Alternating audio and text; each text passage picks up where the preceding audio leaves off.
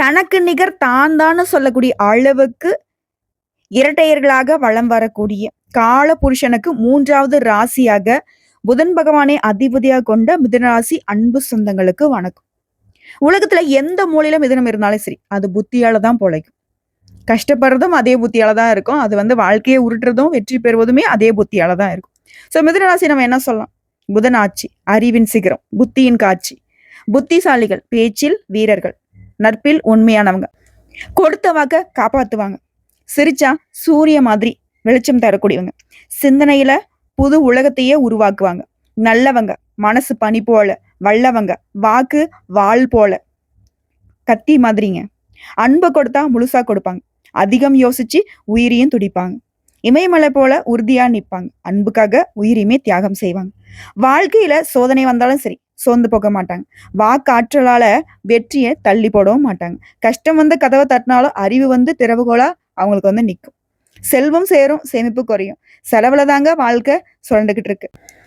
குரு கை வச்சா ஞானம் பெருகும், புதன் கை கோட்டால் அறிவு வளரும், விநாயகர் பெருமுடைய அருளால தடைகள் அகலும், துர்க்கையுடைய அருளால சாபங்கள் விலகும், குடும்பத்துல சோதனைகள் வந்தாலும் சரிங்க கூட்டத்துல மரியாதை குவியும், திருமண வாழ்க்கை கசந்து போனாலும் அன்பால மீண்டும் இணைந்திருவீங்க, திருமணம் ஆகாதவங்களுக்கு சந்தர்ப்பங்கள் வரும், குரு அருளால நல்ல ஜோடி கிட்டும், பெண்கள் என்றால் பேச்சில் நயம், ஆண்கள் என்றால் அறிவில் வல்லமை, உத்தியோகத்துல உச்சிக்கு போவீங்க, தனியார் வேலையில சாதனை செய்வீங்க, வியாபாரத்துல வாக்கால வாடிக்கையாளர்களை கவர்ந்து இழுப்பீங்க, விவசாயத்துல அறிவால நிலம் செழிக்க வைப்பீங்க, அரசியல் கூட்டத்தை கவர்ந்துடுவீங்க, ஆனா எதிரிகளுடைய பார்வைகளை தடைகளை கொடுப்பீங்க, ஆரோக்கியத்துல அவ்வளவு சீக்கிரம் சுலபம் இல்லை, மன அழுத்தம் வரும், தியானம் செஞ்சினாக்க சக்தி பெருகும், புதன் கிரகம் நட்பு தருவான், சூரிய பகவான் சோதனை கொடுப்பான், சந்திரன் மனசை கவருவான், சுக்கிரன் உங்க வாழ்க்கையை அழகாக்குவான், சனியால சோதனை வந்தாலும் அதிக பொறுமையால வெற்றி பெறுவீங்க.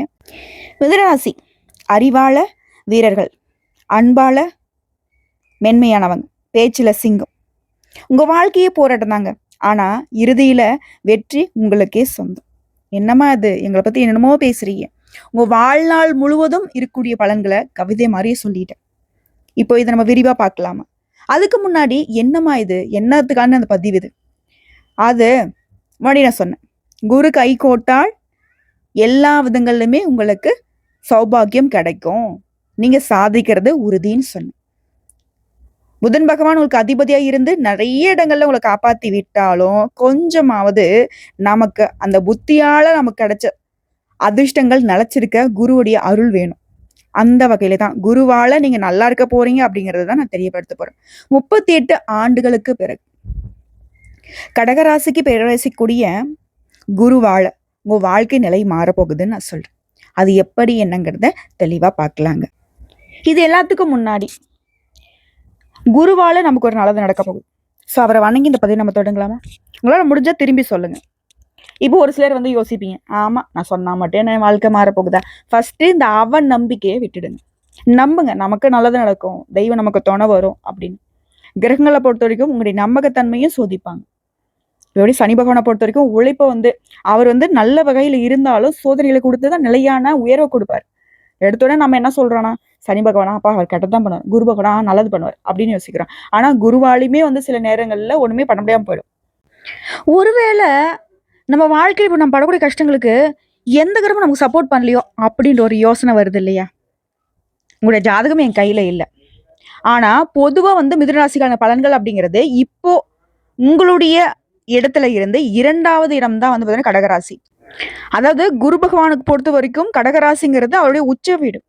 ஸோ அந்த இடத்துக்கு இவர் போறதுனால, அதாவது மீளவே முடியாத கஷ்டத்துல நீங்க மாட்டிட்டு இருந்தாலும் சரி, நீங்க மீண்டும் உயிர் தள்ளக்கூடிய அமைப்புல இந்த குரு பேச்சு உங்களுக்கு துணை வராருன்னு சொல்றேன்.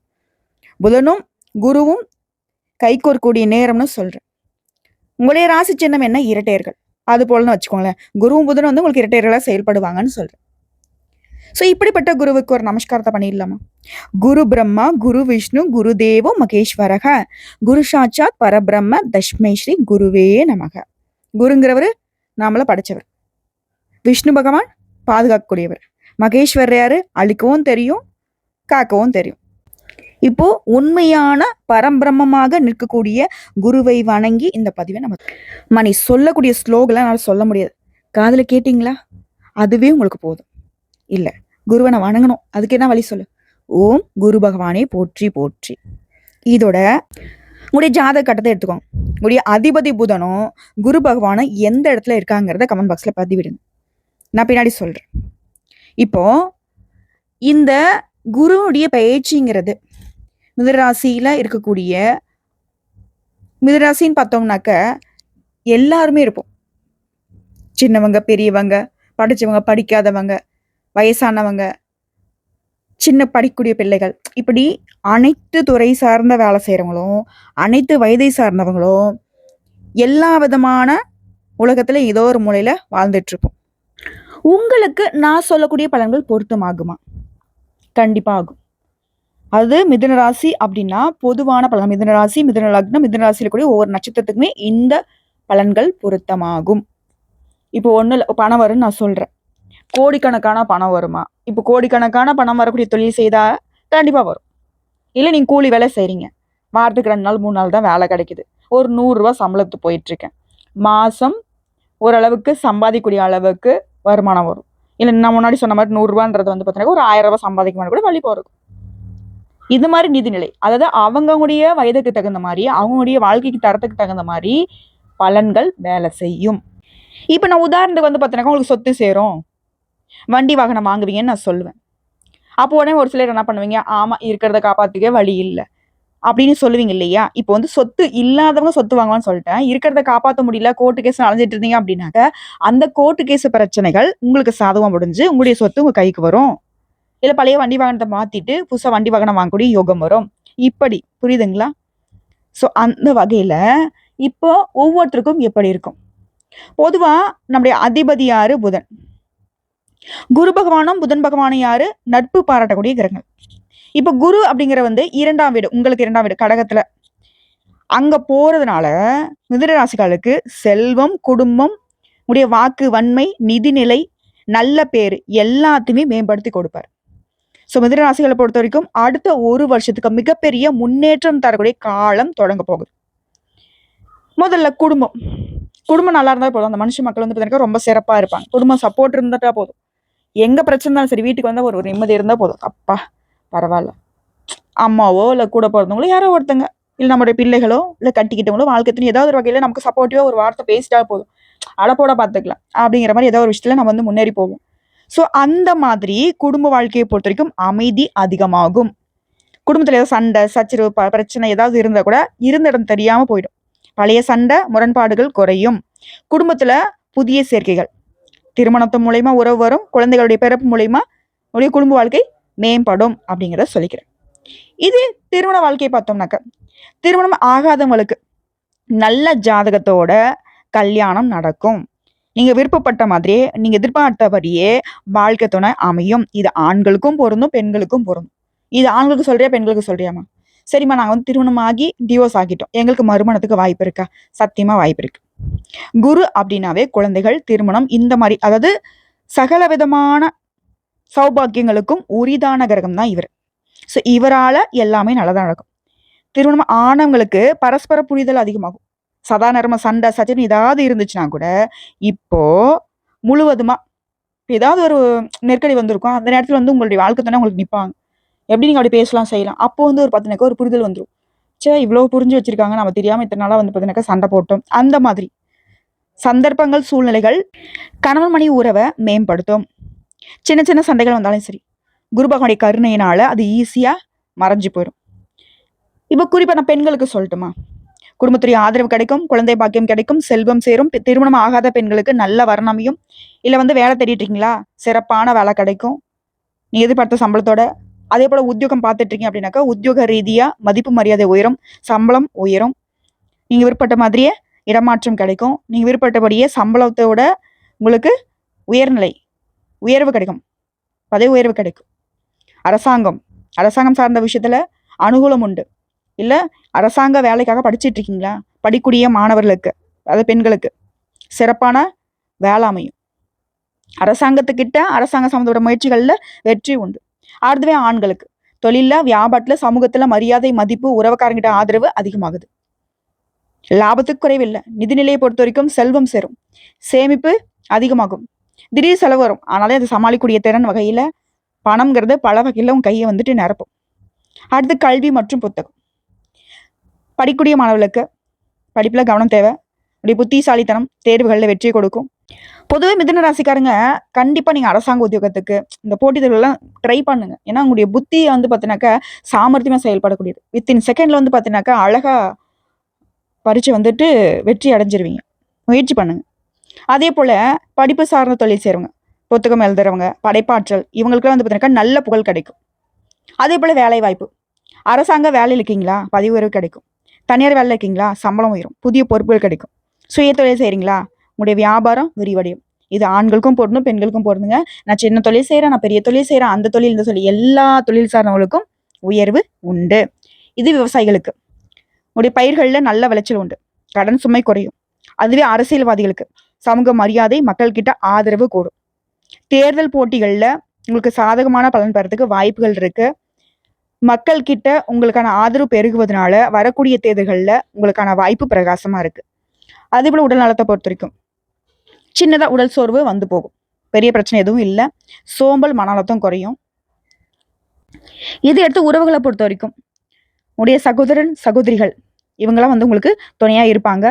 உறவுகள்கிட்ட சுயநலமா நடக்கிறவங்க கிட்ட மட்டும் கவனமா இருங்க. உங்களுக்கு தெரியும் இவங்க வந்து பார்த்தீங்கன்னா எப்போதாலும் தன்னுடைய வளர்ச்சிக்காக மட்டும் பாடு வைப்பாங்க. தான் கிட்ட வந்தால் நம்மக்கிட்ட எல்லாத்தையும் புடுங்கிட்டு போகிறதுக்கும் எப்போ பார்த்தாலும் ஏதாவது ஒன்று வந்து நம்மக்கிட்ட ஆதாயத்துக்காக தேடி வராங்க. அந்த மாதிரி உறவுகள்கிட்ட கவனமா இருக்கணும். இப்போ இது வரைக்கும் பார்த்த பலன்கள் எல்லாமே குருவால உங்க வாழ்க்கையில மாற்றம் வருது சொல்லிட்டேன்.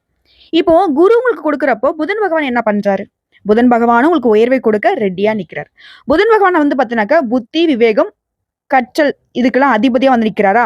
ஜோதிடத்தை பொறுத்த வரைக்கும் புதன் பகவான் வந்து கன்னி ராசியில உச்சமாக்கக்கூடியவர்.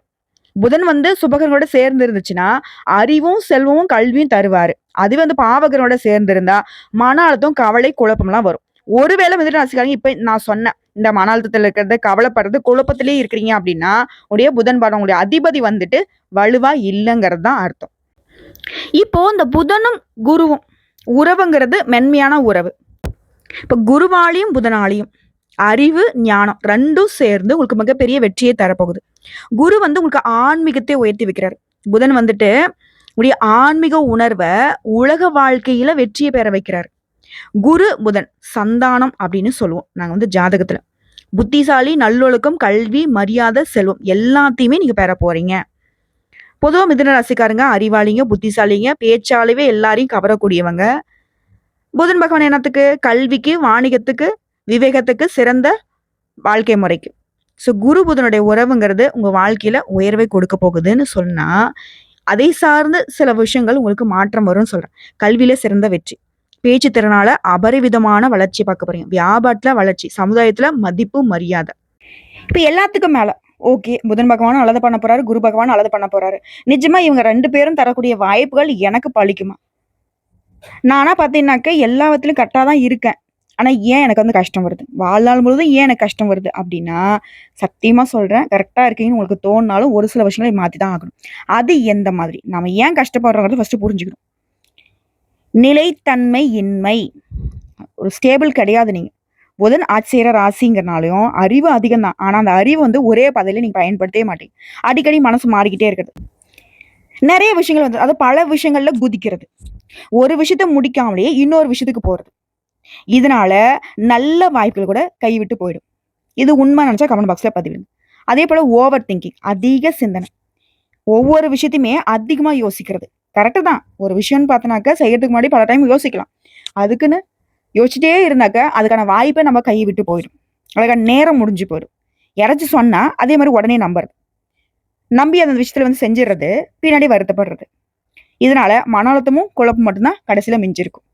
அதே போல உறவுகள்ல சோதனை. பேச்சுத்திறன் அதிகமா இருந்தாலும் சில சமயம் அந்த வாக்காளவே நிறைய பிரச்சனைகள் வந்திருக்கும். இப்பவும் சந்திச்சிட்டு இருப்பீங்க.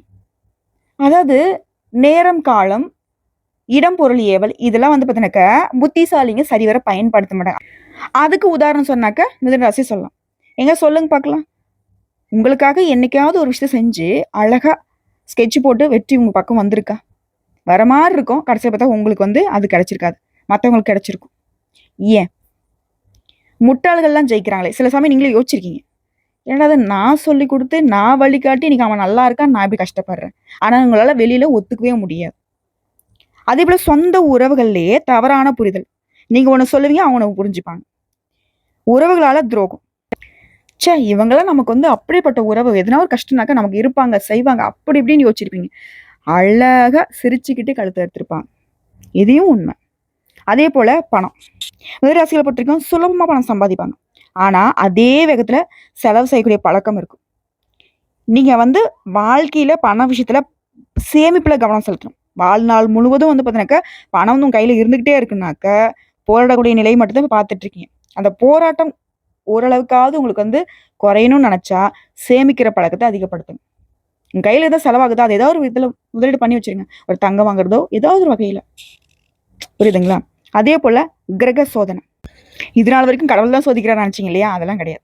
9 நவகிரகங்கள் இருக்காங்க இல்லையா? ஒவ்வொருத்தரும் ஒவ்வொரு பக்கம் திரும்பி உட்காந்துக்கிட்டு நமக்கு சோதனை கொடுப்பான்.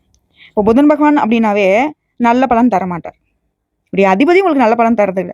சில நேரங்கள்ல சூரியன், செவ்வாய், சனி பகவானுடைய பார்வையினால சோதனை உண்டு. அதனால தான் வாழ்க்கையில இடையூறுகள், தடைகள் தொடர்ந்து வந்துகிட்டே இருக்கும்.